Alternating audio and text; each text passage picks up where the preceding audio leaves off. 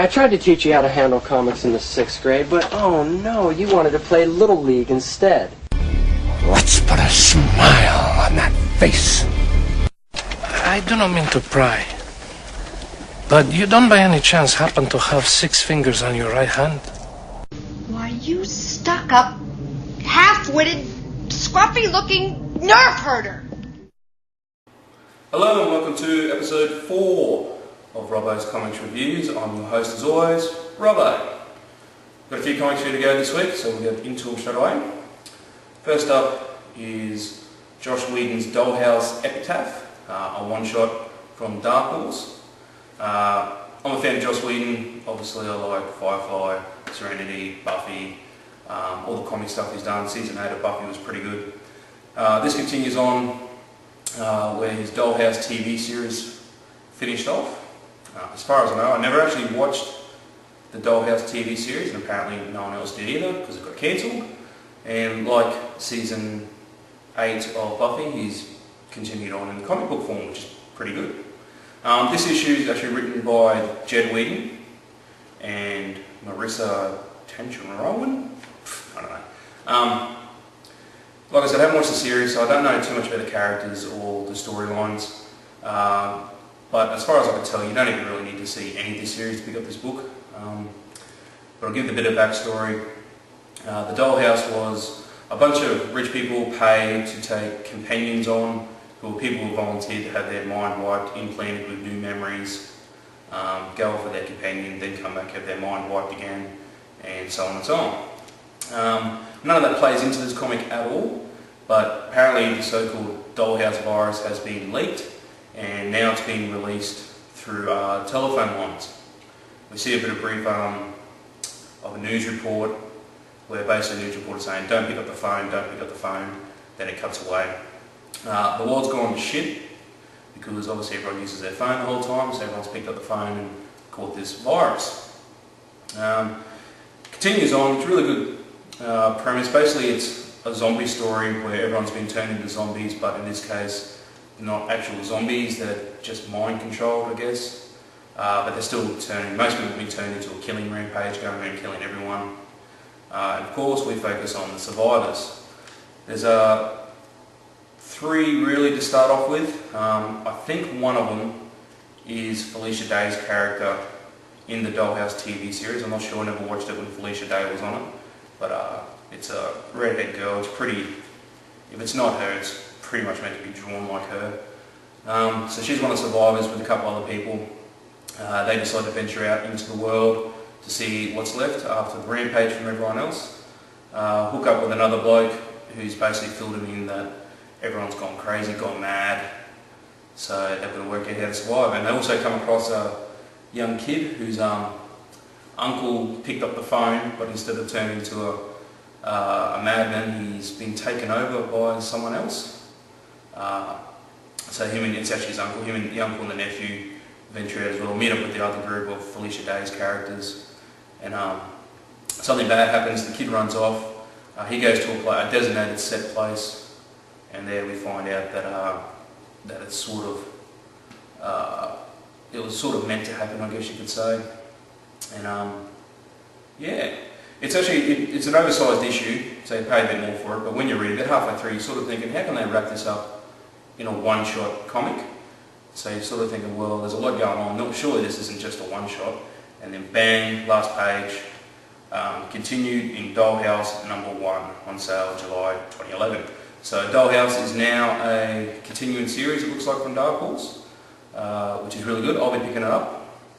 You don't need to have seen the TV series, but this is a pretty good start. Jump on board with this issue, at least if not the first issue of the regular series of sorts. Next up is issue 875 of Detective Comics from DC. Continuing the run of Scott Snyder on the Detective Comics has been pretty good so far. Another great issue from Scott Snyder. This one is very Jim Gordon heavy. It's all about Commissioner Gordon. Batman appears for only 1 page. The question sort of put to Commissioner Gordon, what's the toughest case you've had, or like the one you haven't solved, that's all you've always had regrets about. So he talks a little bit about that. Turns out it actually involves his son James, who we see flashbacks of his son when he was younger. They went to the woods in a cabin, and basically his son was a bit of a weird, sort of, not weird is not a word, potential sociopath of a kid. He's not a nice kid. They show a few things that he's done, and it sort of leads to potential things that he could have done. He's pretty much a villain in waiting, if he's not one already. And it's mixed in with the current story that Gordon's on, current case that he's on, where he's pursuing a man who just got out of prison. He's also not a nice character, who does things, kidnaps children, I guess you would say, and does away with them. But it's more about Gordon, his relationship with his son not being a very nice kid. What makes this issue so great, though, is, I can find his name and pronounce it correctly, Francesco Francavilla. His artwork on this comic is spectacular. It sets it up. The story writing is really, really good, but what really blends it to make it a great story overall is the art. It's a very noir sort of feeling that you get, which is where the best Batman stories are presented as, in that sort of feel. It sort of gives an impression that it's sort of your 1940s, 1950s Gotham, even though it's set, I guess, in present day. Like I said, Batman only actually makes one appearance on one page in this whole book. Despite that, it's a really good story. It'll continue on into the next issue. Presumably Batman will make more of an appearance there, but if not, that's okay. Gordon's fine by me, and this is a really good written story. The artwork's definitely fantastic in it. I'd suggest picking this one up. And third, my pick of the week is Age of X Universe, issue 1 of 2. Continuing from Marvel, continuing on the Age of X storyline that's running through X-Men Legacy and New Mutants. I've reviewed an issue before from this crossover. This time it focuses on not the mutants of the Age of X world, but the other superheroes, namely the Avengers and Spider-Man. It's 2 stories in one. First one focusing on the Avengers, second focusing on Spider-Man. Just like when they did the Age of Apocalypse storyline, they did the main series over a few books, then they did a few tie-ins that don't really relate to where the main story is going, but show what's happening in the wider universe. I'm totally digging the Age of X storyline so far. Not quite sure how it fits in to the regular continuity, whether it's just a little universe on its own, or if it is somehow ties back into the 616. I'm not sure. Could all end up being a dream. They could do the cop-out way, and it was all one big dream. We'll have to wait and see. But this issue doesn't. It still features quite a few mutants. Basically, we're learning the backstory of how the Age of X came to be where they are in the other titles. Like always, mutants being hunted down.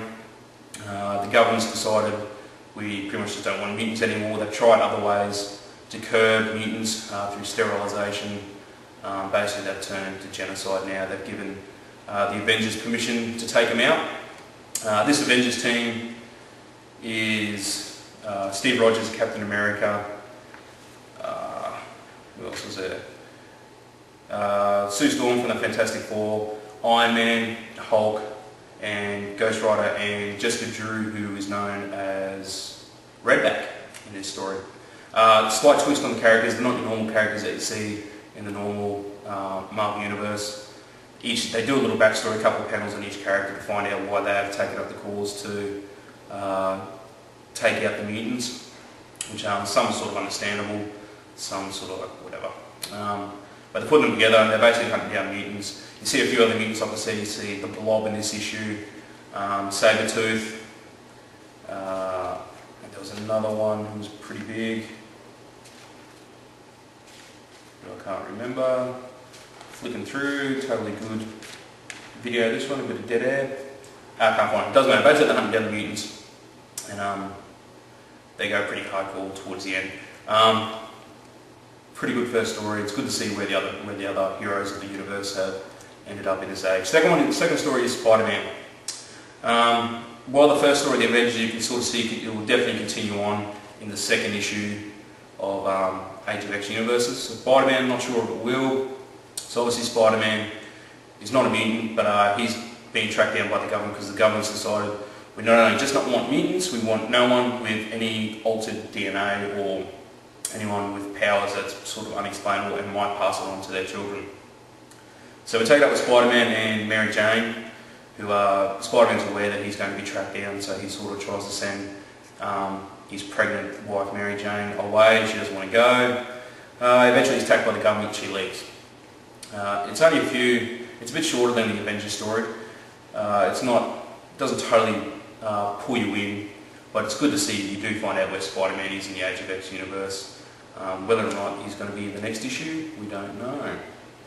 So like I said, that's my pick of the week. I'm totally digging the Age of X storyline. It does take me back to the Age of Apocalypse storyline of the 90s.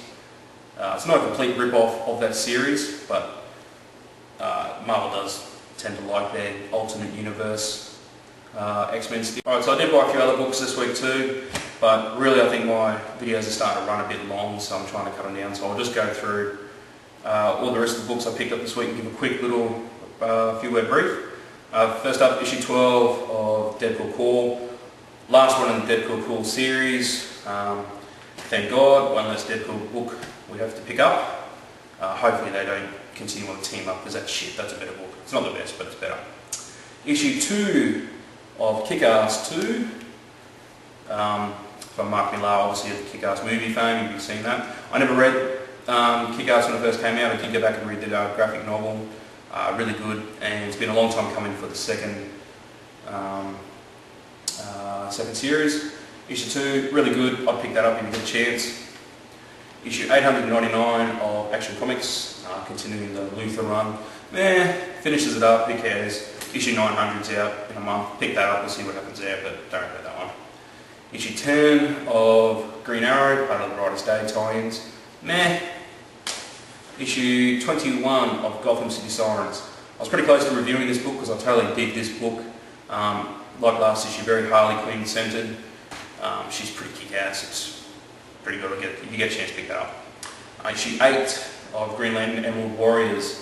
Part 3 of the War of the Green Lanterns. If you see my other videos, you know I'm totally digging the War of the Green Lantern story. This one's no exception. Part 3 is not as good as the first two, but in this one, what's his name? Oh, I've forgotten his name.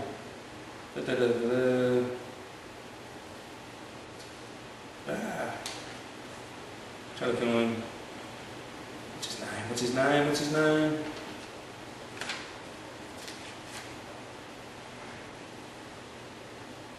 Oh, you know, the third Green Lantern anyway. I can't remember his name. But it's all about him. And lastly is issue 11 of Secret Avengers. Wouldn't worry about that one too much. Okay, thanks for watching episode 4 of my reviews. And I hope you keep watching, subscribe or comment down there. And I'll see you guys next week. Thanks.